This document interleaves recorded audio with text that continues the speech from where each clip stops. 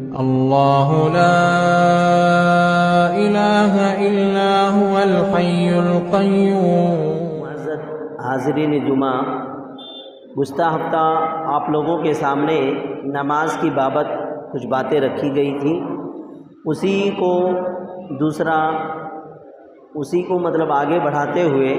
اسی کی دوسری اہمیت کے طور پر نماز کی پارٹ 2 کے حساب سے میں آپ کے سامنے نمازی کی تعلق سے کچھ باتیں رکھنے جا رہا ہوں۔ حاضرین، آپ لوگوں کے سامنے باتیں یہ آئی تھی کہ یہ جو نماز ہے اللہ رب العالمین کا پسندیدہ عمل میں سے ایک عمل ہے، اور اسی طرح سے یہ نماز صرف امت مسلمہ نہیں بلکہ اللہ رب العالمین نے آدم علیہ السلام سے لے کر کے محمد نبی صلی اللہ علیہ وسلم تک تمام امتیوں پر، تمام رسولوں پر اللہ رب العالمین نے اس نماز کو فرض کیا۔ اور اس کے ساتھ ساتھ یہ بھی بات آئی تھی کہ نماز جو ہے اللہ رب العالمین نے کائنات کے اندر جو بھی چیز موجود ہے ہر ایک کے لیے نماز کا الگ الگ طریقہ مقرر کیا ہے، اور ہر ایک اپنی نماز میں اور تسبیح میں مشغول ہے، یہاں تک کہ جس کی زبان ہم سمجھ نہیں پاتے ہیں، جس کے تعلق سے ہم جان نہیں پاتے ہیں، شجر و حجر، نباتات، جمادات، ساری چیزیں اللہ رب العالمین کی تسبیح کے ساتھ میں نماز ادا کرتی ہے۔ میرے محترم، نماز کی اتنی اہمیت ہے تو آئیے ہم دیکھتے ہیں سب سے پہلے کہ نماز کو اللہ رب العالمین نے کب فرض کیا۔ تو سب سے پہلے جب ہم قرآن مجید کے اندر آیت کریمہ کو ڈھونڈتے ہیں تو تقریباً نماز صرف صلاۃ، لفظ صلاۃ کا تذکرہ اللہ رب العالمین نے قرآن مجید میں تقریباً 70 بار کیا ہے۔ لفظ صلاۃ کا تذکرہ اللہ رب العالمین نے قرآن مجید کے اندر 70 مرتبہ کیا ہے، اور ہر ایک مرتبہ کہیں پہ اللہ رب العالمین نے اقیم الصلاۃ کے ذریعے سے، کہیں پہ اللہ رب العالمین نے نماز کو وَاسْتَعِينُوا بِالصَّبْرِ وَالصَّلَاةِ کے ذریعے سے، کہیں پہ اللہ کے نبی صلی اللہ تبارک و تعالیٰ نے مومنین کو نماز کے ذریعے سے اپنی زندگی کے لیے دعائیں مانگنے کے لیے کہا ہے، کہیں پہ مومن سے کہا گیا ہے کہ تم کہہ دو کہ یہ میری نماز جو ہے، میری تمام عبادتیں اللہ کے لیے ہے۔ الغرض قرآن مجید کی آیتوں کو جب ہم ڈھونڈتے ہیں تو ہمیں بہت ساری آیتیں قرآن مجید میں ملتی ہیں، انہی میں سے چند آیتیں یہ ہیں کہ اللہ رب العالمین نے ایک جگہ کہا قد افلح من تزکا وذکر اسم ربہ فصلی، کہ یقیناً کامیابی اس کے لیے ہے، یا یقیناً کامیاب وہ ہو گیا جس نے اللہ رب العالمین کا ذکر کیا، اس کے نام کا ورد کیا، اور ساتھ ہی میں نماز کو ادا کیا۔ تو اس آیت کریمہ میں بھی آپ دیکھیں گے کہ اللہ رب العالمین نے کامیابی کے لیے نماز کو ضامن قرار دیا ہے۔ انسان کامیاب ہوگا جب اس کی زندگی کے اندر نماز ہوگی۔ اسی طرح سے اللہ رب العالمین نے کہا، مومنین کی صفات کو بیان کیا اور کہا والذین هم علی صلاتهم یحافظون، مومنین وہ ہوتے ہیں جو اپنی نماز کی محافظت کرتے ہیں، یعنی نماز تو پڑھتے ہی پڑھتے ہیں لیکن اس کی حفاظت کرتے ہیں۔ اس کی حفاظت کرنا کیا مطلب؟ اس کی حفاظت کا مطلب ہے اس کو وقت کے ساتھ میں ادا کرتے ہیں، اس کو جماعت کے ساتھ میں ادا کرتے ہیں، جو تعیین مسجد ہے وہاں پہ جا کر کے ادا کرتے ہیں،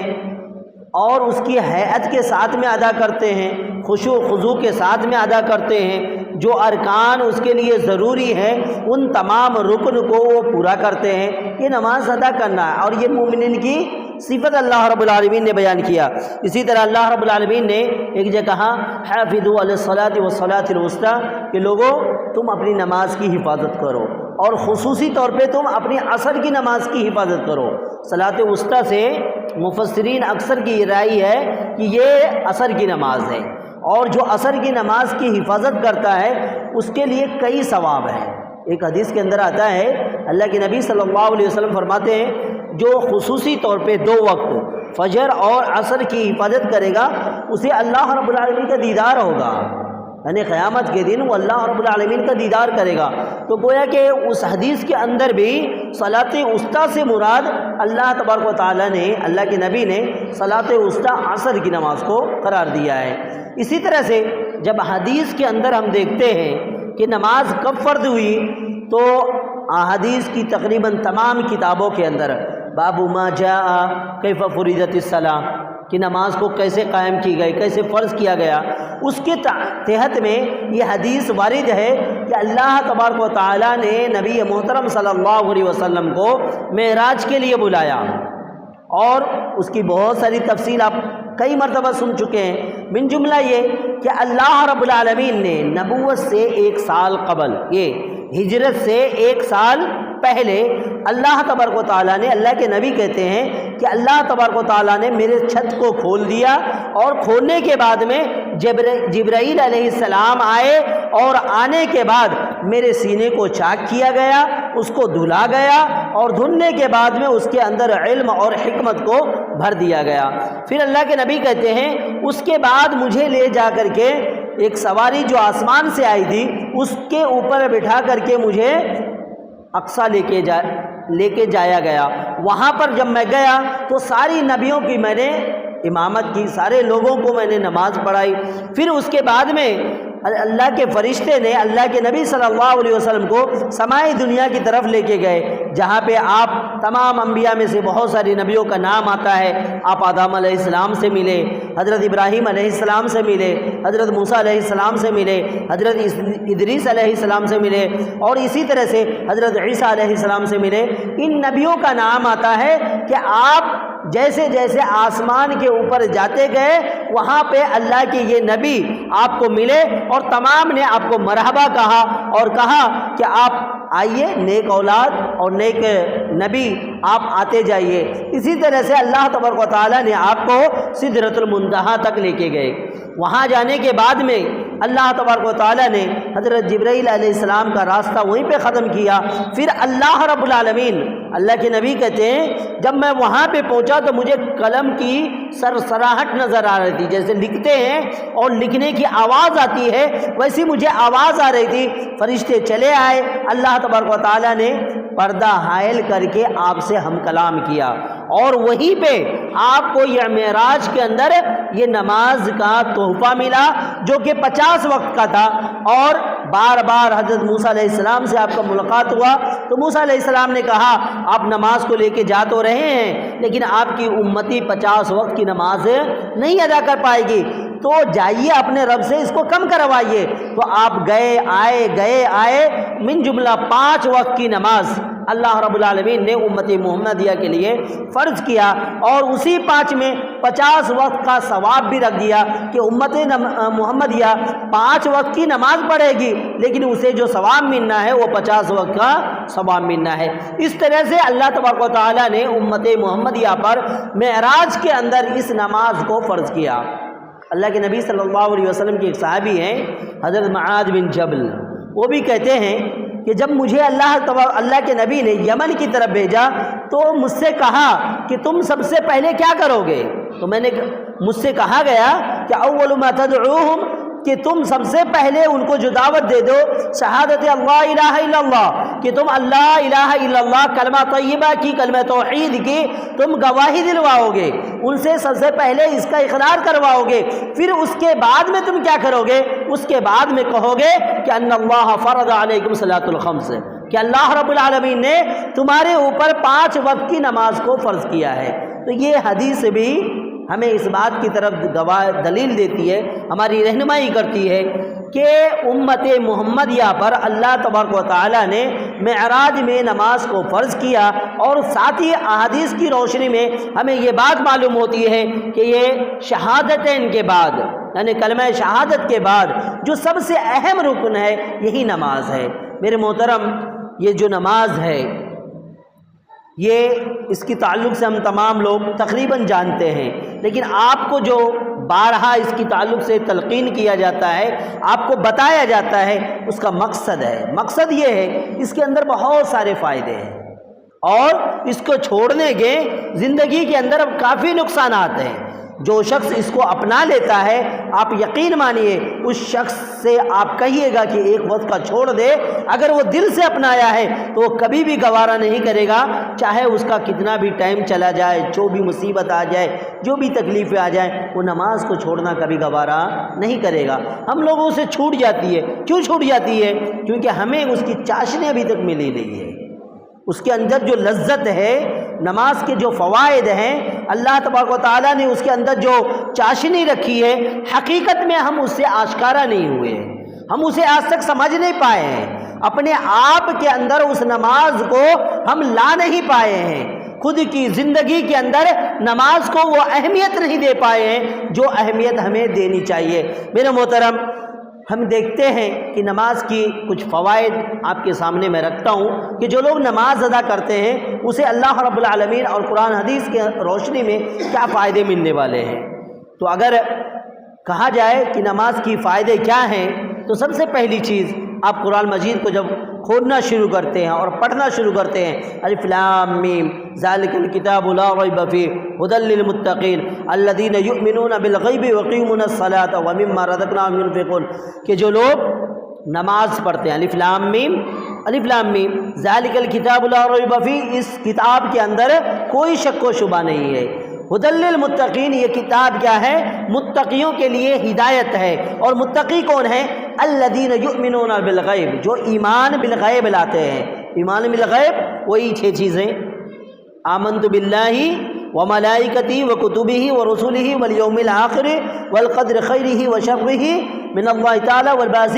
بعد الموت، یہ 6 چیزیں ایمان بالغیب ہیں۔ آپ نے اللہ کو دیکھا نہیں آپ کو ایمان لاتے ہیں، آپ نے فرشتوں کو دیکھا نہیں ہے لیکن ایمان لاتے ہیں، آپ نے رسولوں کو دیکھا نہیں ہے لیکن ایمان لاتے ہیں، اسی طرح آپ نے آخرت کو ابھی تک نہیں دیکھا ہے، آخرت پر بھی آپ ایمان لاتے ہیں، مرنے کے بعد کیا ہونا ہے آپ کو معلوم نہیں ہے لیکن اس کے باوجود آپ ایمان لاتے ہیں، یہ ایمان بالغیب ہے۔ تو ایمان بالغیب کے بعد میں والذین یقیمون الصلاۃ، جو نماز کو قائم کرتے ہیں، تو ہدایت ہے یہ کتاب ان لوگوں کے لیے جو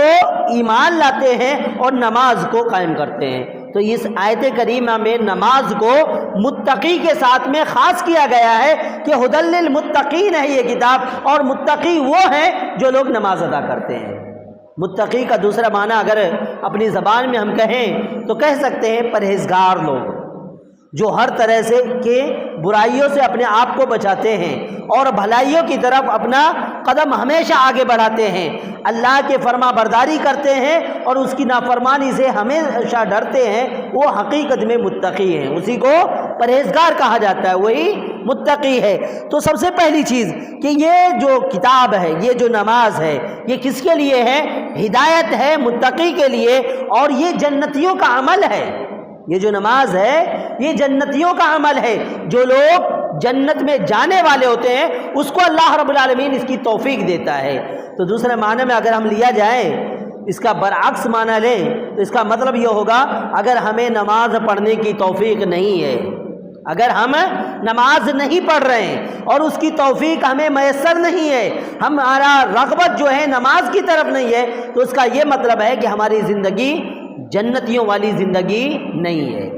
یعنی ہم جو کام کر رہے ہیں وہ جنتیوں کا کام نہیں ہے، ہم اس زندگی کو لے کر کے جنت میں نہیں جا سکتے ہیں، کیونکہ یہ جنتیوں کا عمل کہا گیا ہے، نماز کو جنتیوں کا عمل کہا گیا ہے کہ جو جنتی ہوگا وہ نماز پڑھے گا، اور جو نماز پڑھے گا وہی حقیقت میں جنت میں جائے گا۔ اللہ رب العالمین نے کہا قد افلح المؤمنون الذین هم فی صلاتهم یحافظون، کہ مومن حقیقت میں وہی ہے، وہی مومن کامیاب ہے جو نماز کی حفاظت کرتے ہیں، جو نماز کی حفاظت کرتے ہیں وہی حقیقت میں مومن ہے۔ اور اسی طرح سے ایک جگہ اللہ رب العالمین نے کہا والذین هم عن صلاتهم یحافظون اولئک فی جنات مکرمون، کہ یہ جو نماز ہے اس کی حفاظت کرنے والے یہ جنت کے معزز لوگ ہیں، یہ کیا ہیں؟ جنتی ہیں، اور یہ معزز لوگ ہیں، یعنی ہماری زندگی کے اندر اگر نماز کو دخل نہیں ہے، ہم نماز نہیں پڑھتے ہیں، تو یقین مانیے کہ آپ کا جو عمل ہے یہ جنتی والا نہیں ہے، آپ جنت میں نہیں جا سکتے ہیں۔ اور اسی طرح سے آپ اپنے آپ کو سمجھ لیجئے کہ آپ کامیاب بھی نہیں ہیں، کیونکہ قرآن کے لفظوں میں کامیاب وہ شخص ہے جو نماز کو ادا کرتا ہے، اگر ہم نماز نہیں پڑھتے تو ہم حقیقت میں کامیاب بھی نہیں ہیں۔ تو یہ جو میں نے آپ کے سامنے باتیں رکھی، اس کا مطلب ہوتا ہے کہ آپ نماز پڑھ رہے ہیں تو جنت والا عمل کر رہے ہیں، اگر آپ نماز نہیں پڑھ رہے ہیں تو نہ آپ جنت میں جا سکتے ہیں، نہ جنتیوں والا آپ کا عمل ہے۔ اور اسی طرح جنت میں جانے کے لیے نماز کا پڑھنا بہت ضروری ہے۔ میرے محترم، اسی طرح سے اللہ رب العالمین کی رحمت کے حصول کے لیے اللہ رب العالمین ہمارے اوپر رحمتوں اور برکتوں سے ہمیں نوازے، اپنی رحمت کے سائے کے اندر ہمیں زندگی دے، اللہ رب العالمین کا رحمت کا نزول ہمارے اوپر ہو، اس کے لیے بھی نماز کا پڑھنا بہت ضروری ہے۔ آپ اگر نماز نہیں پڑھتے ہیں تو آپ اللہ کی رحمت سے دور ہو جاتے ہیں، اللہ کی رحمت آپ کے اوپر نہیں آتی ہے۔ آپ محنت و مشقت کرتے رہیں، آپ کی زندگی کے اندر برکت نظر نہیں آئے گی۔ آپ حد سے زیادہ بھلائی کا کام کریں، آپ کی زندگی میں اس بھلائی کا کوئی اثر نہیں نظر آئے گا۔ آپ صدقہ خیرات کریں، آپ کی زندگی کے اندر رحمت آپ سے مایوس ہو جائے گی، اور اللہ رب العالمین کی رحمت جس سے مایوس ہو جائے اس کو بھلے کتنی بڑی بھی زندگی مل جائے، اس کی زندگی میں برکت نہیں۔ اس کو دولتیں مل جائیں، اس کی دولت میں برکت نہیں۔ اس کے اولاد مل جائے، اس کے اولاد کے اندر برکت نہیں۔ اور ہم دیکھتے ہیں اپنے گھروں کے اندر ہمارے گھروں سے رحمت مایوس ہے، ہمارے گھروں سے برکتیں ختم ہو گئی ہے، اولاد ہم سے نافرمان ہو گئے ہیں، ہمارے گھر میں دولتیں تو ہیں لیکن زندگی کے اندر سکون اور رحمت نامی کوئی چیز میسر نہیں ہے۔ ہم تکلیف کے اندر ہوتے ہیں، ہماری اتنے پیسے ہونے کے باوجود ہم اس کے اندر مبتلا ہیں کہ ہماری زندگی بے سکونی کی زندگی ہے۔ اولاد ہونے کے باوجود ہماری اولاد ایسی ہے کہ ہماری ایک بات ماننے کو تیار نہیں ہے۔ میرے محترم، اللہ رب العالمین نے کہا وَأَقِيمُوا الصَّلَاةَ وَآتُوا الزَّكَاةَ وَأَطِيعُوا الرَّسُولَ لَعَلَّكُمْ تُرْحَمُونَ، تم نماز قائم کرو اور کیا کرو؟ زکوٰۃ دو اور رسول کی اطاعت کرو، لَعَلَّكُمْ تُرْحَمُونَ، تمہارے اوپر رحم کیا جائے گا۔ تو اس آیت سے ہمیں یہ بات سمجھ میں آئی کہ ہم نماز پڑھیں گے تو اللہ کی رحمتیں ہوں گی، اگر نماز نہیں پڑھتے ہیں تو اللہ کی رحمتیں ہماری زندگی کے اندر نہیں آ سکتی ہے، اور اس کا مشاہدہ ہم آئے دن کرتے رہتے ہیں۔ آپ اپنی زندگی کے اندر جھانک کے دیکھیے، آپ خود کے اندر اور خود کی زندگی کے تعلق سے سوچئے اور دیکھیے، آپ عمر کے 60 سال کو پہنچ چکے ہو، آپ اپنی جوانی کی دہلیز پہ پہنچ چکے ہو، آپ بہت زیادہ توانا تندرست ہو، آپ کے پاس میں مال و دولت اللہ نے دے دیا ہے، لیکن آپ اپنی زندگی کے اندر دیکھیں گے اس سے پہلے یعنی 5 سال پہلے 5,000 بھی کما رہے تھے تو کھا لے رہے تھے، آج 50,000 کما کر کے بھی آپ سکون کی زندگی نہیں گزار پاتے ہیں، کیونکہ وہ وقت میں اس وقت میں فرق آ گیا ہے، ہمارے عمل کے اندر فرق آ گیا ہے، ہم اللہ رب العالمین کی رحمتوں سے کوسوں دور ہوتے جا رہے ہیں، یعنی نماز کو چھوڑ رہے ہیں، یعنی اللہ کی رحمت کو ہم چھوڑتے ہوئے جا رہے ہیں، پھر ہماری زندگی میں کوئی سکون نہیں آنا ہے۔ اسی طرح سے یہ جو نماز ہے یہ اللہ رب العالمین سے بخشش کا ذریعہ ہے۔ اللہ رب العالمین ہمارے گناہوں کو بخشے گا، ہمارے گناہوں کے لیے یہ کفارہ ہے۔ ہم دنوں رات آئے دن جھوٹ بولتے ہیں، مکاری کرتے ہیں، دغا بازی کرتے ہیں، چغلی کرتے ہیں، غیبت کرتے ہیں، مکر و فریب کرتے ہیں، ایک دوسرے کو ستاتے ہیں، تانا دیتے ہیں، عیب جوئی کرتے ہیں، کسی کے پیچھے لگے رہتے ہیں، الغرض دنیا کی ہر برائی ہم کرتے رہتے ہیں، لیکن ہمیں اس برائی سے نجات مل جائے، اس برائی کا جو ہم نے کیا ہے اس کا خاتمہ ہو جائے، وہ مٹ جائے، اس کے لیے نماز پڑھنا ضروری ہے، کیونکہ جب آپ نماز پڑھیں گے تو آپ کی یہ تمام برائیاں آپ سے کم ہو جائیں گی، آپ نے جو گناہ کیے ہیں یہ گناہ آپ کے لیے دور کر دیا جائے گا، کیونکہ اللہ کے نبی صلی اللہ علیہ وسلم کا فرمان ہے کہ اللہ کے نبی صلی اللہ علیہ وسلم نے فرمایا الصلاۃ الخمس، 5 وقت کی نمازیں، ویوم الجمعہ، اور جمعہ کی نماز، کفارۃ لما بینہن، کہ ان کے درمیان جیسے آپ ظہر سے لے کر کے عصر کی نماز پڑھتے ہیں، ان کے درمیان میں جو آپ سے گناہ سرزد ہو گئی ہے اور وہ صغیرہ گناہ ہے تو نماز پڑھنے کی وجہ سے وہ گناہ خود بخود مٹ جائیں گے۔ اسی طرح سے آپ نے مغرب کی نماز پڑھی، پھر مغرب سے لے کر کے عشاء تک، عشاء کی نماز پڑھی، اس کے بعد میں فجر تک، پھر فجر کی پڑھی، اس کے بعد میں ظہر تک، آپ کی سے جو گناہ سرزد ہوتے ہیں، آپ جو گناہ کرتے ہیں بے خیالی کے اندر یعنی بے اطمینانی کے اندر آپ کو معلوم نہیں پڑتا ہے اور آپ گناہ کر جاتے ہیں یا کبھی جان بوجھ کے بھی چھوٹی گناہ کر لیتے ہیں، تو اللہ کے نبی صلی اللہ علیہ وسلم کہتے ہیں کہ جب بندہ یہ نماز پڑھتا ہے تو نماز پڑھنے کی وجہ سے ان 2 نمازوں کے درمیان میں جو بھی اس سے گناہ سرزد ہو جائے اس کے گناہ کو اللہ رب العالمین معاف کر دیتا ہے، مٹا دیتا ہے۔ تو گویا کہ نماز جو ہے ہمارے گناہوں کو مٹانے کا ایک اہم ذریعہ ہے۔ تو آپ سوچئے، اگر آپ 5 وقت کی نماز پڑھتے ہیں اور روزانہ پڑھتے ہیں، پابندی کے ساتھ میں پڑھتے ہیں، پوری زندگی پڑھتے رہتے ہیں، تو آپ کے گناہ تو یوں ہی دھل دیے جاتے ہیں، آپ کے گناہ تو یوں ہی ختم کر دیے جاتے ہیں، آپ کے گناہوں کا کفارہ تو یوں ہی ادا ہو جاتا ہے، گویا کہ آپ گناہوں سے پاک صاف ہو کر کے روزانہ صبح کرتے ہیں، روزانہ شام کرتے ہیں، کہ آپ کے اوپر گناہوں کا بوجھ نہیں ہوتا ہے۔ اسی طرح سے اللہ کے نبی صلی اللہ علیہ وسلم نے فرمایا کہ یہ جو گناہ، یہ جو ہے نا نماز، یہ کیا ہے؟ یہ ہماری پاکی صفائی کا ذریعہ ہے، یہ جہاں ہمیں گناہوں سے دھو دیتی ہے۔ اسی طرح سے ہماری زندگی کے اندر جو سیئات ہیں، برائیاں ہیں، جو ہماری زندگی کے اندر گندگیاں ہیں، ان گندگیوں کو بھی پاک کر دیتی ہے۔ اور اسی طرح سے جسمانی طور پہ بھی ہمارا جسم جو گندا ہوتا ہے، اس نماز کی وجہ سے پاک کر دیا جاتا ہے۔ وہ اس طرح کہ ہم جانتے ہیں نماز کی شرط میں سے ہے کہ ہمارا کپڑا پاک ہونا چاہیے، نماز کی شرط میں سے ہے جہاں پہ آپ نماز پڑھیں گے وہ جگہ بھی پاک ہونی چاہیے، نماز کی شرط میں سے ہے کہ آپ کے بدن کے اوپر بھی میل کچین نہیں لگنی چاہیے۔ تو جب آپ نماز پڑھیں گے تو آپ کی جسمانی حالت کو بھی اللہ رب العالمین صاف کر کے رکھے گا، یعنی آپ کا بدن بھی پاک ہوگا، آپ کے کپڑے بھی صاف ہوں گے، آپ کے جو جائے نماز ہے وہ بھی صاف ہوگا، وہ جگہ بھی پاک ہوگی، اور آپ کی نیتوں کو بھی اللہ رب العالمین پاک رکھے گا، کیونکہ نماز جو ہے یہ پاکی کا ذریعہ ہے، یہ صفائی کا ذریعہ ہے، اور جو اس کو اپناتا ہے اس کو اللہ رب العالمین مکمل طرح سے پاک کر دیتا ہے۔ تو یہ بھی ایک نماز کے فائدے میں سے ہے۔ اسی طرح سے ہم نماز کے ذریعے سے اپنے رب سے قریب ہوتے ہیں۔ میرے محترم، ہم اس دنیا کے اندر کوئی معزز شخصیت سے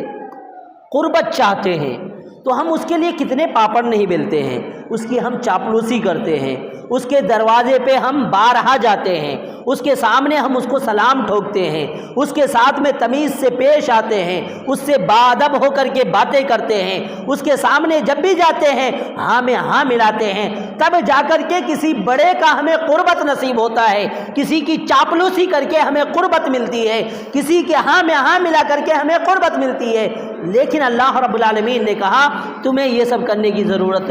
نہیں ہے، تم مجھ سے قریب ہوتے ہو اور میرے قریب ہو جاتے ہو۔ ہم ادنا آدمی کے قریب ہو جائیں تو اپنے آپ کو سمجھتے ہیں کہ ہم بہت بڑے آدمی ہیں۔ مان لیں آپ سماج کے اندر کسی مکھیا کے قریب ہو جائیں، آپ سمجھیں گے کہ میں مکھیا والا ہو گیا، میں بڑا آدمی ہو گیا۔ سرپنچ کے قریب ہو جائیں، آپ سمجھیں گے پورا فیصلہ میرے حق میں آنے والا ہے۔ آپ کسی سرکاری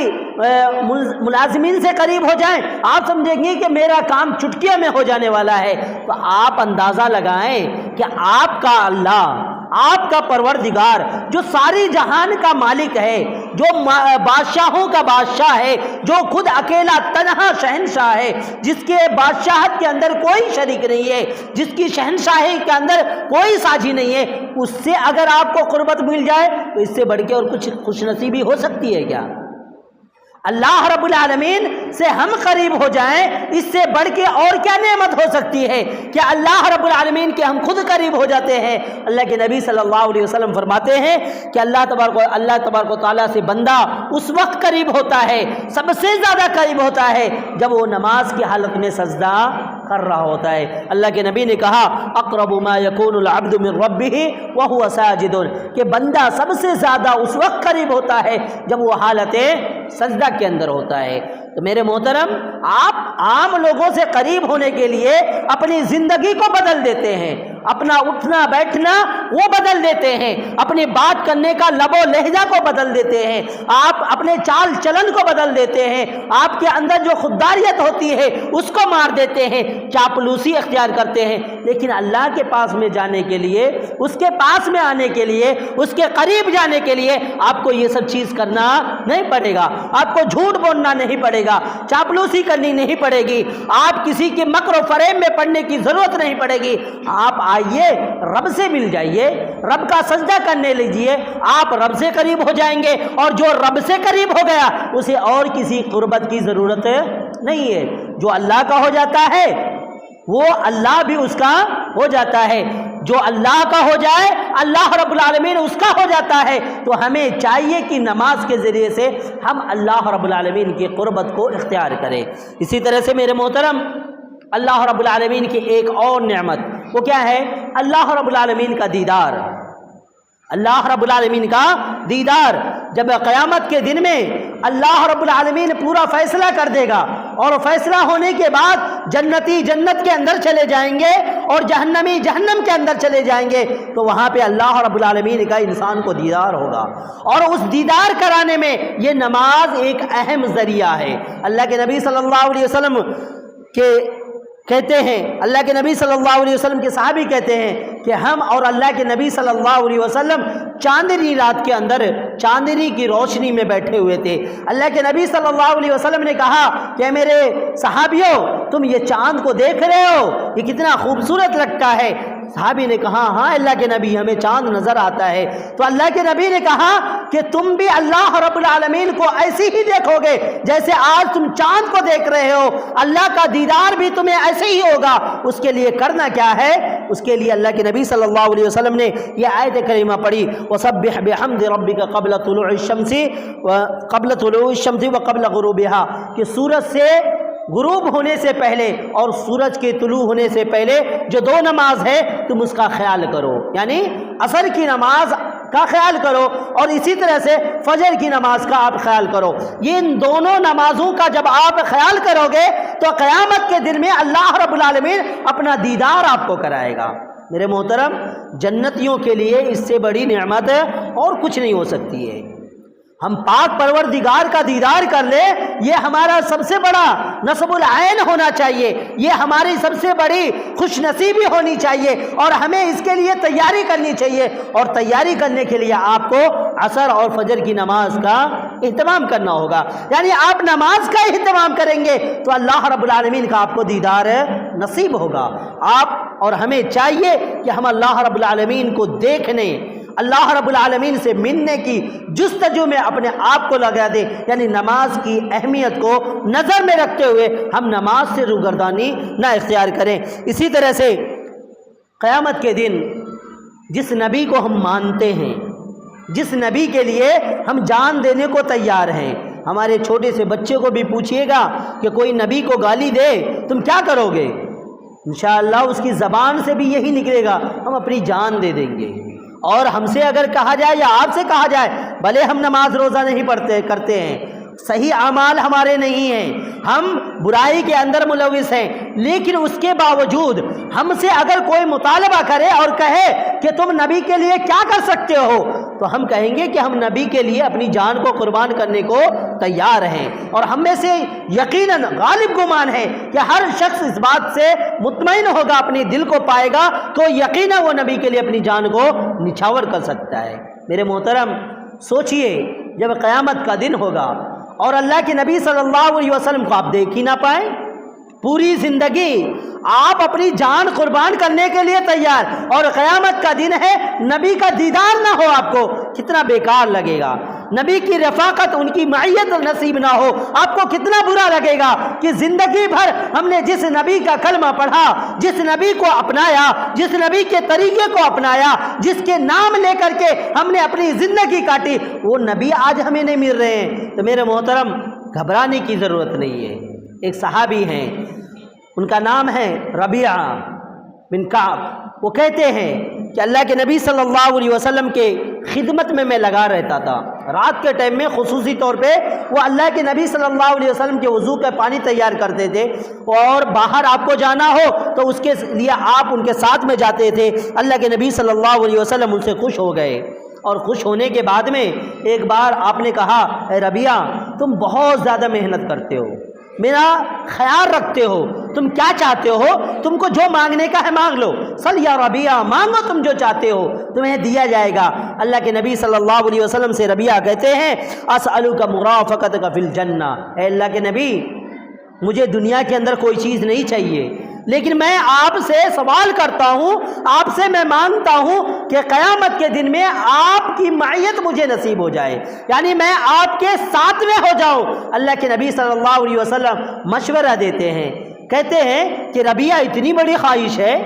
تمہاری یہ اگر چوائس ہے، تمہارا یہ پسند ہے اگر، تو تم یہ کام کیوں نہیں کر لیتے؟ فَعِنِّي عَلَى نَفْسِكَ بِكَثْرَةِ السُّجُودِ، تم کیا کرو؟ زیادہ سے زیادہ نماز پڑھا کرو، سجدے زیادہ سے زیادہ کیا کرو،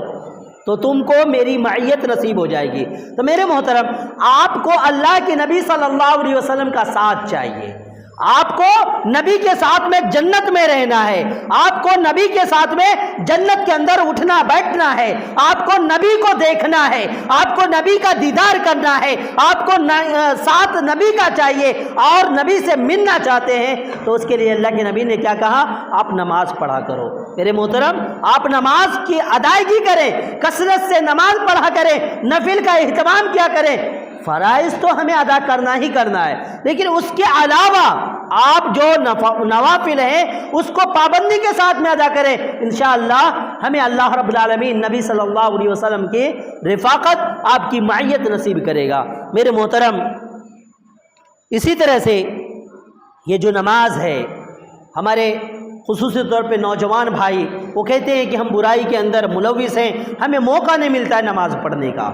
ہم نمازیں نہیں پڑھ پاتے ہیں، ہم کام دھام میں لگے رہتے ہیں، اور ہم بھی دیکھتے ہیں کہ بہت سارے لوگ نماز بھی پڑھتے ہیں، اس کے باوجود میں اس سے برائی ختم نہیں ہوتی ہے۔ نماز وہ پڑھ رہے ہوتے ہیں، باہر جا کے وہی جھوٹ بولتے ہیں، نماز وہ پڑھ رہے ہوتے ہیں، باہر جا کر کے وہی دغا بازی کرتے ہیں، نماز پڑھ رہے ہوتے ہیں، کسی کے خلاف میں غلط بات بول جاتے ہیں، نماز پڑھ رہے ہوتے ہیں، غیبت کر جاتے ہیں، چگلی کر جاتے ہیں، لوگوں کو ستاتے ہیں اور الغرض برائیاں کرتے رہتے ہیں۔ تو میرے بھائی، یہاں پہ نماز کا دوش نہیں ہے کہ انسان نماز پڑھ رہا ہے اور اس کے باوجود اس کی برائی ختم نہیں ہو رہی ہے، تو اس کا مطلب یہ نہیں کہ نماز کے اندر کمی ہے، نماز کا دوش ہے کہ آپ کے اندر کمی ہے کہ آپ نماز کو اس کی ہیئت کے ساتھ میں ادا نہیں کر رہے ہیں، آپ نماز کو اپنی زندگی کے اندر اتار نہیں رہے ہیں، آپ نماز کو اپنی زندگی کے اندر پروان نہیں چڑھنے دے رہے ہیں، آپ نماز کو حقیقت میں نماز سمجھے ہی نہیں ہے اور اس کے طریقے کو آپ نے جانا ہی نہیں ہے، اس کے غرض و غایت کو آپ نے سمجھا ہی نہیں ہے، نماز کی اہمیت کو نہیں جانا ہے، مقاصد کو نہیں جانا ہے، اس کی وجہ سے آپ کی زندگی میں آپ نماز بھی پڑھتے ہیں اور باہر جا کے برائی بھی کرتے ہیں۔ کیونکہ ہمارا ماننا ہے اور ہم تمام لوگوں کا عقیدہ ہے کہ قرآن کے اندر جو باتیں لکھی ہوئی ہے وہ حق ہے، اور قرآن کہتا ہے ان الصلاۃ تنہی عن الفحشاء والمنکر، کہ بے شک انسان کو نماز جو ہے بے شک بے حیائی اور برائی سے انسان کو روکتی ہے۔ ہم نہیں رکتے ہیں، اس کا یہ مطلب ہے کہ ہماری زندگی میں نماز کی اہمیت نہیں ہے۔ میرے محترم، اسی طرح سے آج ہم لوگوں کا شکوہ ہے، شکایت ہے کہ ہم پریشان حال ہیں۔ کیا ہیں؟ ہماری زندگی کے اندر پریشانی ہے، دکان کر رہے ہیں، ایک دکان کیے وہ چلا نہیں، بند کر دیے، دوسری دکان کھول رہے ہیں وہ بھی نہیں چل رہا، وہ بھی بند کر دے رہے، ایک کام کر رہے ہیں وہ نہیں اچھا لگ رہا، اس کام کو چھوڑ دے رہے، ایک مالک کے پاس میں نوکری کر رہے ہیں، اس مالک کو چھوڑ کر کے دوسرے کے پاس میں چلے جائے، یعنی زندگی کے اندر بے اطمینانی ہے۔ ہمیں اپنی زندگی کے اندر اس قدر بے اطمینانی ہے کہ ہمیں خود کی ذات سے بھروسہ اٹھ گیا ہے، ہم سمجھ نہیں پا رہے ہیں کہ آخر یہ تمام چیزیں کیوں ہو رہی ہے۔ میرے محترم، دیکھیے اللہ کے نبی صلی اللہ علیہ وسلم کی زندگی کے اندر جب کبھی بھی بے اطمینانی آ جاتی، مصیبت کی گھڑیاں آ جاتی، آپ صلی اللہ علیہ وسلم پریشان ہو جاتے۔ اس سے بڑھ کے کیا پریشانی ہوگی کہ دشمنوں کی فوج آ جائے اور آپ کے پاس میں لڑنے کے لیے کچھ نہ ہو، پوری جماعت آ جائے آپ کو بھگانے کے لیے، اس سے مقابلہ کرنے کے لیے آپ کے پاس میں ایک اوزار تک نہ ہو۔ اس سے بڑی کیا پریشانی ہو سکتی ہے کہ آپ کے دندان مبارک کو شہید کر دیا جائے اور آپ کچھ نہ کر سکتے ہو۔ ایسے حالات میں بھی اللہ کے نبی صلی اللہ علیہ وسلم جب کبھی بھی پریشانی کی نوبت آتی، آپ کی زندگی میں تکلیف کا نوبت آتا، آپ صلی اللہ علیہ وسلم نماز کے ذریعے سے اس کو دور کرنے کی کوشش کرتے تھے۔ اور اللہ کے نبی صلی اللہ علیہ وسلم کی تعلق سے آتا ہے، اللہ کے نبی صلی اللہ علیہ وسلم کا کان النبی صلی اللہ علیہ وسلم اذا حجبہ امرا فصلى، اذا حجبہ امر فصلى، جب کبھی بھی کوئی اہم معاملہ آ جاتا اللہ کے نبی مصلی بچھاتے اور نماز پڑھنا شروع کر دیتے تھے۔ میرے محترم، ہم میں سے کتنے لوگ ہیں کاروبار ہمارا بند ہو جائے سب سے پہلے ہم دن رات اسی میں لگ جاتے ہیں، نماز کہاں گئی پتہ نہیں، ہماری زندگی کے اندر بخار آ جائے سب سے پہلے کوئی چیز چھوٹتی ہے تو وہ نماز ہے. آپ کی زندگی کے اندر بیماری آ جائے سب سے پہلے کوئی چیز چھوٹتی ہے ہم سے تو وہ نماز ہے. آپ کی اولاد کو تنگ حالی آ جائے سب سے پہلے کوئی چیز چھوٹتی ہے تو وہ نماز ہے. آپ کے اندر اگر پریشانی آ جا رہی ہے سب سے پہلی چیز جو چھوٹتی ہے وہ نماز ہے. آپ مصیبت کے اندر ہیں سب سے پہلی چیز چھوڑنے کی وہ نماز ہے. یعنی آپ پریشان ہو اور نبی پریشان ہو، نبی پریشان ہو تو مصلی بچھا لیں اور امتی پریشان ہو تو ان مصلی کو چھوڑ دے. یعنی اچھا خاصا انسان جو نماز پڑھ رہا ہوتا ہے بیماری آ جائے اور قریب ہونا چاہیے، وہ اور دور چلے جاتا ہے. بیماری آ گئی مسجد میں وہ جا نہیں سکتا ہے، وہ نماز ہی چھوڑ دیتا ہے. اور اسی طرح سے دکان نہیں چل رہا ہے، اب دکان کو وہ 8 گھنٹہ کھولتا تھا 14 گھنٹہ کھولنا شروع کر دیتا ہے، لیکن نماز اس کی زندگی کے اندر نہیں آتی ہے.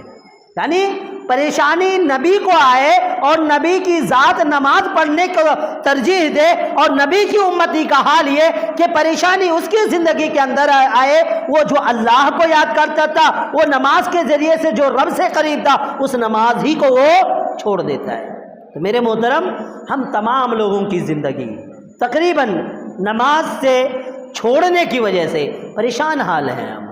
ہمیں کچھ سمجھ میں نہیں آتا ہے کہ اتنی محنت ہم کرتے ہیں، مشقت ہم اٹھاتے ہیں، تکالیف ہم برداشت کرتے ہیں، اس کے باوجود ہماری زندگی کے اندر نماز کی اہمیت نہیں ہے. ہم نماز کو صحیح معنوں میں سمجھ ہی نہیں پائے ہیں. ہم نماز کو سمجھتے ہیں کہ یہ ایک اللہ رب العالمین کی طرف سے صرف مستقل ذمہ داری ہے جس کو ادا کرنا ہے. نہیں میرے محترم، یہ ذمہ داری نہیں ہے، بلکہ یہ اللہ رب العالمین کی طرف سے وہ انعام ہے جو تمام ذمہ داریوں کو پورا کرنے کے لیے یہ نماز کافی ہے. آپ اپنی زندگی کی ذمہ داریوں سے بھاگتے جائیں، نماز پڑھیں، خود بخود ساری ذمہ داری آپ سے ادا ہونی شروع ہو جائے گی.